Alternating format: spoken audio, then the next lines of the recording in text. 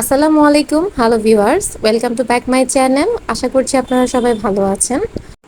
আজকে আমি তৈরি করে দেখাবো চুলায় কিভাবে চকলেট কেক পারফেক্টভাবে বেক করা যায় এবং কেকে কিভাবে ডেকোরেশন করা যায় তার পারফেক্ট রেসিপি দেওয়ার চেষ্টা করেছি। আর গতবার আমি একটি কেক বানিয়েছিলাম যেখানে আমার কিছু ভুল ছিল, তো এখন আমি চেষ্টা করেছি পারফেক্টভাবে কেক বানানোর। তো ভিডিওটি লাস্ট পর্যন্ত দেখবেন, কিভাবে পারফেক্টভাবে জন্মদিনের কেক তৈরি করা যায় সেটাই দেখে নিব। তো চলুন দেখে নেওয়া যাক। প্রথমে আমি এখানে মেজারমেন্ট কাপের হাফ কাপ পরিমাণের ময়দা নিয়েছি, একদম সমান সমানভাবে নিতে হবে, এবং দিয়ে দিচ্ছি 1.5 টেবিল চামচ পরিমাণের কোকো পাউডার, আর দিয়ে দিচ্ছি হাফ চামচ বেকিং পাউডার, সাথে 1/4 চা চামচ বেকিং সোডা দিয়ে দিয়েছি, এবং দিয়ে দিয়েছি সামান্য পরিমাণের লবণ, এতে করে কেকের টেস্টটা ভালো আসবে। তো আমি একটি চালনির মাধ্যমে ভালোভাবে চেলে নিচ্ছি, আর আমি অফ স্ক্রিনে প্রায় 3 থেকে 4 বার চেলে নিয়েছি, এতে করে কেকটা ভালো সফট হবে। তো আমি এখন 2টি ডিম নিয়ে নিয়েছি।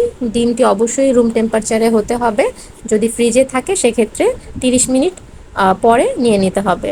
তো আমি কুসুম আলাদা করে নিয়েছি এবং সাদা অংশ বিটারের মাধ্যমে বিট করে নিচ্ছি। যখন একটি ফোমি ভাব বা ফ্লাফি ভাব চলে আসবে তখন আমি এখানে 1/3 কাপ পরিমাণের আইসিং সুগার দিয়ে দিচ্ছি। তো আইসিং সুগার না দিলেও চলবে, আপনারা চিনি থাকলে চিনিও দিতে পারেন।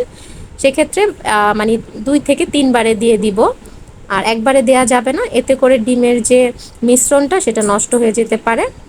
তো এভাবে আমি মিশিয়ে নিব। তো যখন এরকম একটি মিশ্রণ তৈরি হবে, দেখতেই পাচ্ছেন, তো এমন অবস্থায় আমি 2 টেবিল চামচ সয়াবিন তেল দিয়ে দিচ্ছি, আর দিয়ে দিচ্ছি কুসুম। তো এখন আমি খুব বেশিক্ষণ বিট করব না, প্রায় 10 থেকে 15 সেকেন্ডের মতো বিট করে নিব। আর হাফ চামচ চকলেট এসেন্স দিয়ে দিয়েছি। আমার মিশ্রণটি তৈরি হয়ে গেছে। এখন আমি এখানে শুকনো উপকরণগুলো মিশিয়ে দিব। শুকনো উপকরণগুলো একেবারে দেওয়া যাবে না, অল্প অল্প করে মিশিয়ে নিচ্ছি, আর একটি হ্যান্ড হুইস্কের মাধ্যমে এভাবে ঘুরিয়ে ঘুরিয়ে মেশাতে হবে। কোনোভাবে একবারে দেওয়া যাবে না এবং তাড়াহুড়া করে মিক্স করা যাবে না, এতে করে কেকের যে স্পঞ্জি ভাব থাকে সেটা নষ্ট হয়ে যায়। তো এভাবে আমি আলতো আলতো করে ভালোভাবে শুকনো উপকরণগুলো মিশিয়ে নিয়েছি, এবং এখানে আমি প্রায় 2 টেবিল চামচের মতো লিকুইড দুধ অ্যাড করে দেব। তো এভাবে আমি ঘুরিয়ে ঘুরিয়ে একটু সময় নিয়ে মিশিয়ে নিচ্ছি। এই ফাঁকে ছোট্ট একটি রিকোয়েস্ট, আপনারা যারা নতুন আমার চ্যানেলটি দেখছেন, ভিডিওটি যদি ভালো লেগে থাকে একটি লাইক আশা করছি, এবং কাইন্ডলি আমার চ্যানেলটি সাবস্ক্রাইব করে আমার পাশে থাকবেন, আর চ্যানেলে থাকা বেল বাটনটি প্রেস করে রাখবেন, এতে করে আমার নতুন ভিডিও আপলোড করার সাথে সাথে আপনার কাছে নোটিফিকেশনটি পৌঁছে যাবে। তো এখানে আমি প্রায় 6 ইঞ্চি পরিমাণের একটি মোল্ড নিয়ে নিয়েছি, একটু তেল ব্রাশ করেছি, অবশ্যই নিচের সাইডটা তেল ব্রাশ করতে হবে, এবং একটি কাগজ কেটে আমি রাউন্ড শেপ করে নিয়েছি। আপনারা চাইলে বেকিং পেপার দিতে পারেন। তো এখন আমি মিশ্রণটি ঢেলে নিচ্ছি।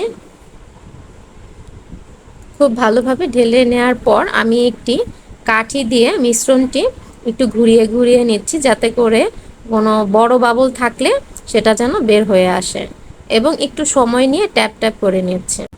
এখানে আমি বেক করার জন্য চুলায় একটি পাত্র বসিয়ে রেখেছি, 10 মিনিট ধরে প্রিহিট করে রেখেছি, এবং একটি স্ট্যান্ড বসিয়ে কেকের মিশ্রণটি ঢেকে 25 থেকে 35 মিনিট লো ফ্লেমে বেক করব। তো অপরদিকে আমি 1 কাপ পরিমাণের হুইপড ক্রিম নিয়ে নিয়েছি, এটা অবশ্যই ঠান্ডা হতে হবে, এতে করে বিটটা খুব ভালো আসবে। প্রথমে আমি 2 মিনিটের মতো বিট করে নিব নর্মাল স্পিডে, এর পরবর্তীতে আমি মিডিয়াম স্পিডে বিট করে নেব।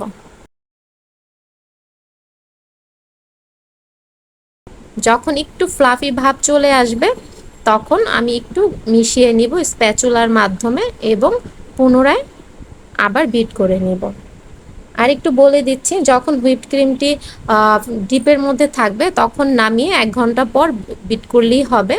আর যদি নর্মাল ফ্রিজে রাখেন সেক্ষেত্রে 1 ঘন্টার মতো ডিপে রেখে তারপরে বিট করতে হবে, এতে করে কেক ডেকোরেশনের ক্ষেত্রে সুবিধা হবে। তো যখনই এরকম পর্যায়ে চলে আসবে, এইরকম স্টিকে লেগে থাকবে এবং বাটি উল্টালে ক্রিমটি পড়বে না, তখন বুঝে নিতে হবে পারফেক্টভাবে হয়ে গেছে। তো অপর দিকে কেক বেক করা হয়ে গেছে, আমি একটি কাঠি দিয়ে চেক করে দেখেছি পারফেক্টলিভাবে হয়ে গেছে। এখন কেকটি একটু ঠান্ডা হলে আমি মোল্ড আউট করে নেব। তো যখন একটু ঠান্ডা হয়ে যাবে তখন আমি কেকের চারপাশ একটু ছুরি দিয়ে একটু ছাড়িয়ে নিব। তো দেখতে পাচ্ছেন কতটা স্পঞ্জি হয়েছে এবং পারফেক্টলি ভাবে বেকড হয়েছে। তো এখন আমি 2 ভাগে লেয়ার করে নিয়েছি, আপনারা চাইলে 3 অথবা 4 লেয়ারও করতে পারেন। তো দেখতে পাচ্ছেন কতটা সফট হয়েছে। এখন এখানে আমি সুগার সিরাপ দিয়ে দিচ্ছি। এখানে আমি 2 টেবিল চামচ চিনির সাথে প্রায় হাফ কাপ পরিমাণের পানি মিশিয়ে নিয়েছি। তো এটা দিলে হয় কি কেকটা অনেক সফট হয়, খেতে ভালো লাগে। তো এখন আমি ক্রিম একটি পাইপিং ব্যাগে ভরে একটি লেয়ার করে নিচ্ছি এবং একটি বাটার নাইফের মাধ্যমে একটু সমান করে নিচ্ছি এবং এখন উপরে আমি দিয়ে দিচ্ছি চকলেট গানাশ। এটা দিলে কেকের টেস্টটা অনেক ভালো আসে। তো সেম ভাবে আমি উপরের পার্টও একটু বেশি করে দিয়ে দিব সুগার সিরাপ। তো আমি এখন চেষ্টা করছি পুরোটা কেকের মধ্যে ক্রিম দিয়ে কভার করার জন্য। তো এভাবে কভার করার পর আমি একটি বাটার নাইফের মাধ্যমে সমান করে নেয়ার চেষ্টা করেছি। তো এখন আমি একটি স্ক্র্যাপার দিয়ে একটু সমান করার ট্রাই করছি। তো এভাবে করার পরে কেকটা ডেকোরেশন করার পূর্বে 10 মিনিটের মধ্যে নর্মাল ফ্রিজে রাখলে মানে কেকের যে ডেকোরেশন সেটা করতে একটু সুবিধা হয়। তো এখন আমি একটি অয়েল ব্রাশ দিয়ে উপরে একটি ডিজাইন করে নিচ্ছি। এই ডিজাইনটা আমার মানে পার্সোনালি ভালো লাগে। তো 10 মিনিট পর ফ্রিজ থেকে নামিয়ে আমি একটি নজেলের মাধ্যমে ফুল বা ফ্লাওয়ার্স আঁকার চেষ্টা করছি। তো একটু ধীরে ধীরে করছি যেহেতু আমি একদমই নতুন ডেকোরেশনের ক্ষেত্রে, তারপরও চেষ্টা করেছি সুন্দর করার জন্য এবং কেকের নিচের যে অংশটা সেখানেও আমি ছোট ছোট ফ্লাওয়ার্স দিয়ে দিচ্ছি। আমি সম্পূর্ণ কেকটি 1M নজেল দিয়ে ডিজাইন করার চেষ্টা করেছি।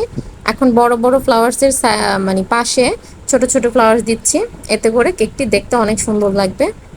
তো এই ফাঁকে ছোট্ট আরেকটি রিকোয়েস্ট করে নিব, যারা ফেসবুক পেজ থেকে আমার ভিডিওটি দেখছেন, যদি আপনাদের ভালো লেগে থাকে একটি লাইক করবেন এবং শেয়ার করবেন। ইউটিউব থেকে যারা দেখছেন তাদেরকে আমি আমার পেজের যে লিংক আছে সেটা আমি ডিসক্রিপশন বক্সে দিয়ে দেব। ক্রিম দিয়ে ডেকোরেশন প্রায় শেষ। এখন আমি এখানে কিছু পার্ল বসিয়ে দিচ্ছি, এতে করে কেকের ডেকোরেশনটা অনেক হাইলাইট করে আর দেখতে অনেকটা সুন্দর লাগে। আর এই পার্লগুলো কিন্তু খাওয়া যায়, এগুলো আমি অনলাইন পেজ থেকে অর্ডার করে নিয়েছি। তো মাঝখানেও কিছু বড় ছোট পার্লস দিয়ে দিয়েছি, মিক্সিং পার্ল। তো কেক ডেকোরেশন শেষ, দেখতে পাচ্ছেন। আমি চেষ্টা করেছি পারফেক্টলি ভাবে কেকটা ডেকোরেশন করার। আপনারা কমেন্ট করে জানাবেন কেমন লেগেছে। আজ এই পর্যন্ত, ফিরে আসবো নতুন ভিডিও নিয়ে। আপনারা সবাই ভালো থাকবেন, সুস্থ থাকবেন। আল্লাহ হাফেজ।